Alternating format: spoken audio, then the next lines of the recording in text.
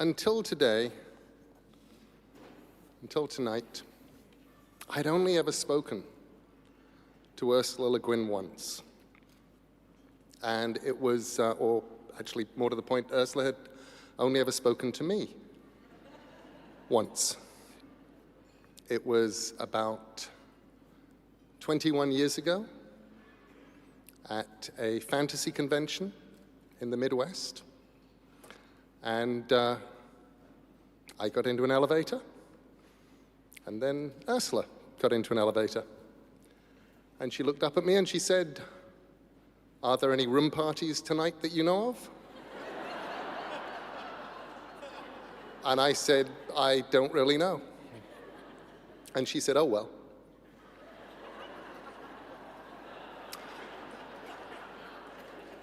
And that was our conversation. Which is very odd, because Ursula K had been talking to me for at least the previous 22 years. I bought, with my own money, a copy of a book called A Wizard of Earthsea when I was 11. And I read it, and I discovered from that book that obviously going to wizard school was the best thing anybody could ever do. Other people may well have read that and got their own ideas from it, I think. But Ursula did it first. And I bought the rest of those books as they appeared, and now I was completely hooked.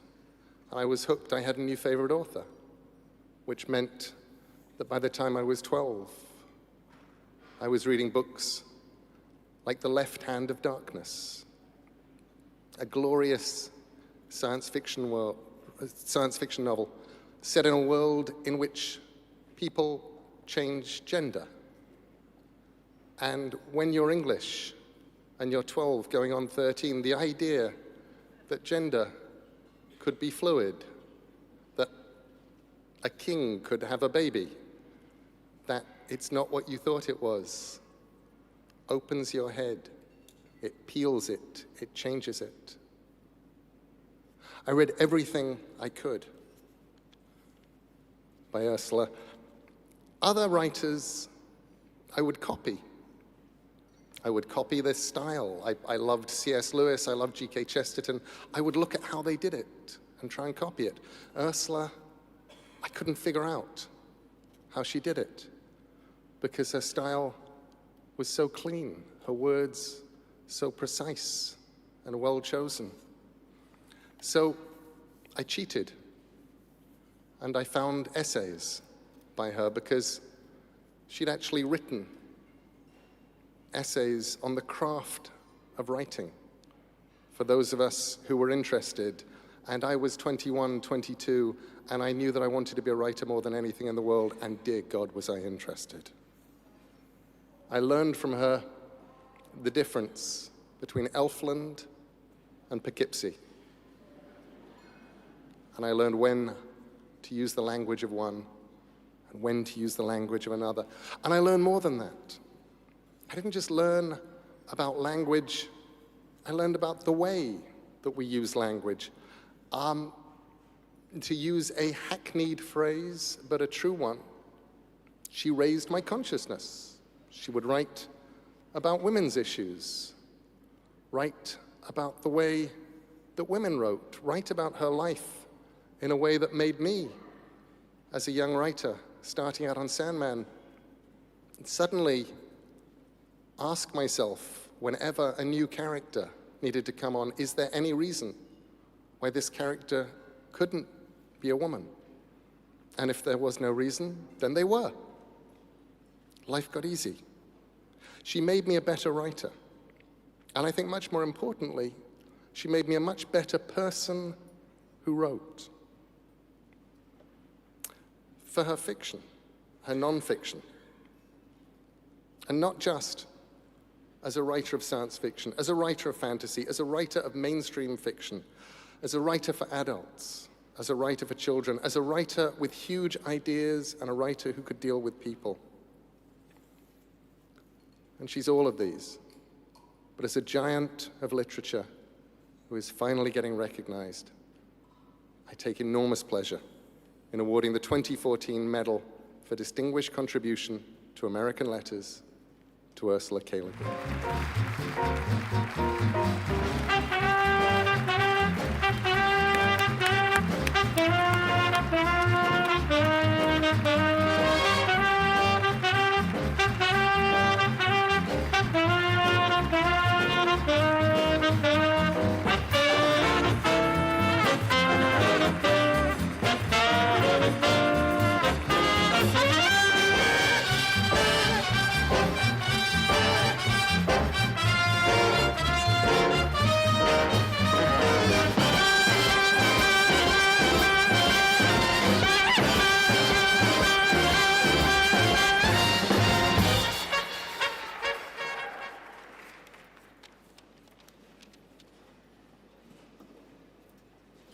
Oh, Lord. How's that? Is that okay? I seem to be a little shorter than most of these people. Thank you, Neil. And to the givers of this beautiful reward, my thanks from the heart. My family, my agents, my editors, know that my being here is their doing as well as mine, and that the beautiful reward is theirs as much as mine. And I rejoice in accepting it for and sharing it with all the writers who were excluded from literature for so long, my fellow authors of fantasy and science fiction, writers of the imagination, who for the last 50 years watched the beautiful rewards go to the so-called realists.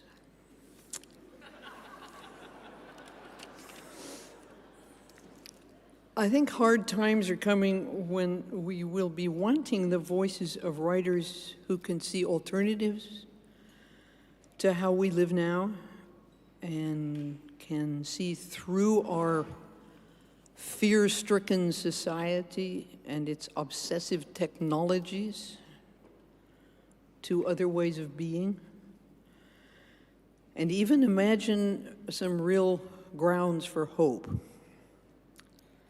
We will need writers who can remember freedom, poets, visionaries,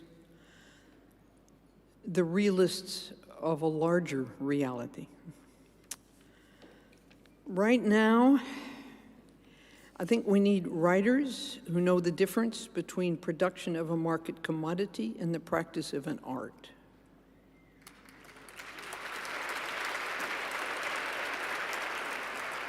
Developing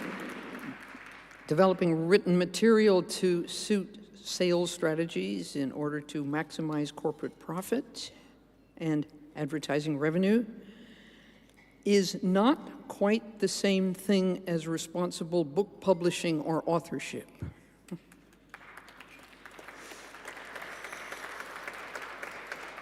Thank you, brave applauders.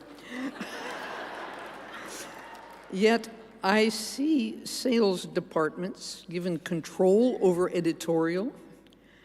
I see my own publishers in a silly panic of ignorance and greed charging public libraries for an e-book 6 or 7 times more than they charge customers.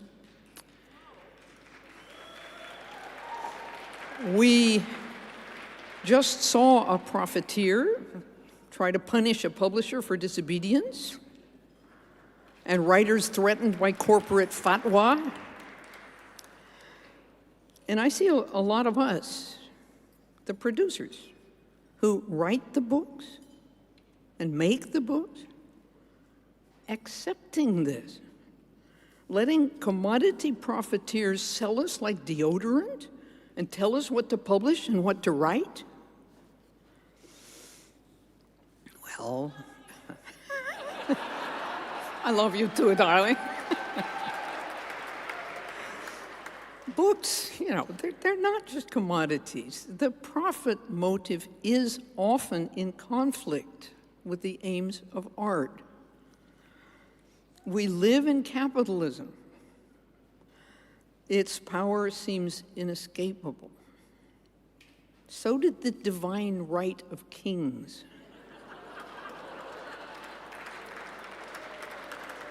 Any human power can be resisted and changed by human beings. Resistance and change often begin in art, and very often in our art, the art of words. I have had a long career and a good one, in good company. Now here, at the end of it, I really don't want to watch American literature get sold down the river. We who live by writing and publishing want and should demand our fair share of the proceeds. But the name of our beautiful reward is not profit.